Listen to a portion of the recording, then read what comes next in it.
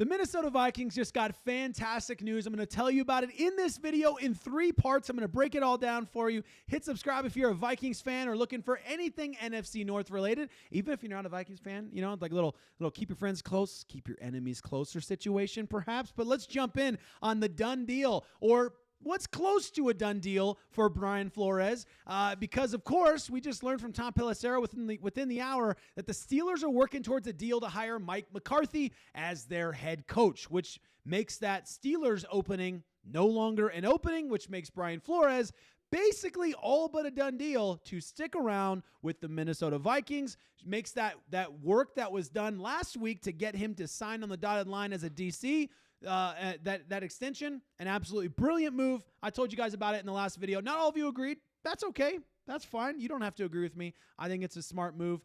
So that's what we learned in a great article from Christopher Gates. He said if the Steelers do go ahead with the Mike McCarthy hire, there will still be 4 head coaching vacancies remaining around the NFL, and that's the Cardinals, Bills, Browns, and Raiders. As of today, Flores is not interviewed for any of those jobs.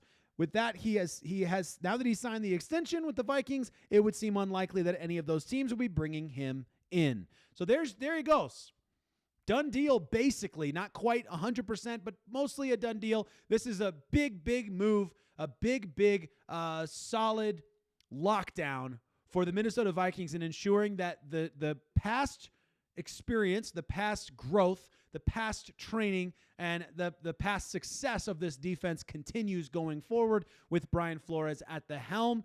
So congratulations on that. There's an inside scoop that came out as well. This is number 2. And if you're not interested in Joe Burrow, please let me know in the comments. I think this is a really interesting one. But here's the report, okay? The report is this, and comment below your thoughts on this, but a source close to the Vikings told Grant Cohen that the team is preparing to offer J.J. McCarthy, Jonathan Greenard, and multiple first-round picks to the Bengals this offseason for superstar quarterback Joe Burrow. My question to you, let's forget about the specific details because we can get into the details when things become more legit. This is still like a rumor, right? But would you trade for Joe Burrow? I'm just curious, Vikings fans, would you trade for Joe Burrow? Because he's the type of quarterback, in my opinion, right?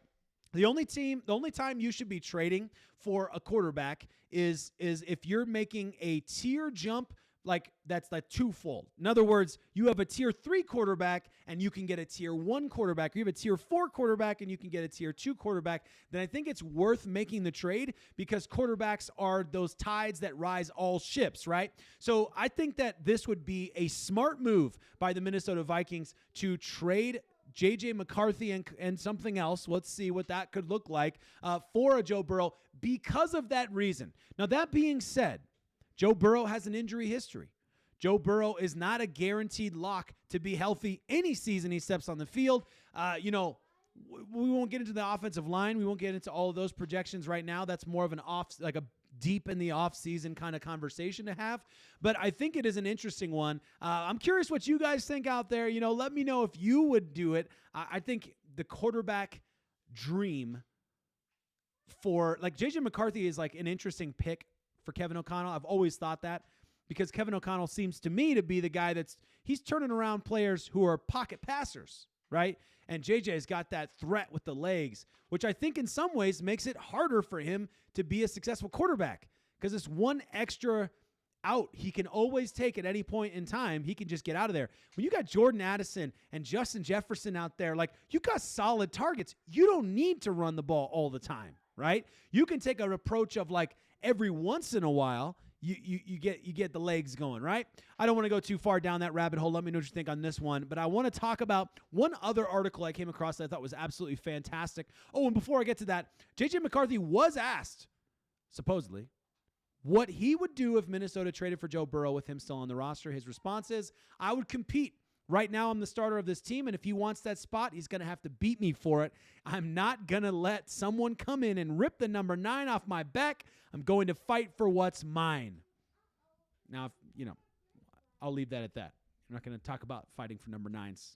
But let's talk about what Nick Shook said, because maybe the Vikings make a move like that for a guy like Joe Burrow. I don't really think that's what's going to happen. Now, I'd love to be wrong about that, but I don't think that's what's going to happen. I think realistically, the Vikings are going to go. They have too much talent on this team. They don't want to risk any more of their draft picks. I think that the Vikings will stick with J.J. McCarthy and give him a few more months or a few more games potentially to kind of go for it. I think they're going to go trade or move for a guy that is not quite as expensive, that is a solid, secure backup, that especially Kevin O'Connell believes he can elevate to a high level, like we've seen, of course, with guys like Sam Darnold. So that's my gut and how this goes and how this plays out. Doesn't seem to me like Kevin O'Connell is going to do a big splash move. Could be wrong. If they don't do a big splash move, Nick Shook wrote fantastic stuff recently for NFL.com listing the quarterbacks he believes are primed to make a leap next season. And he included J.J. McCarthy saying this: J.J. McCarthy needs to clear a few requirements in order to earn the faith of the Vikings fans in 2026. First, after missing significant time due to a multitude of injuries, he must prove he can stay healthy enough to play in most, if not all, of Minnesota's games. Next, he needs to fix his footwork, an issue Kevin O'Connell has stressed as important since training camp. If McCarthy addresses those two issues, the rest should take care of itself, especially under the direction of former quarterback with an established reputation of being excellent developer of the position. Oh, and don't forget the receiving core he's working with either.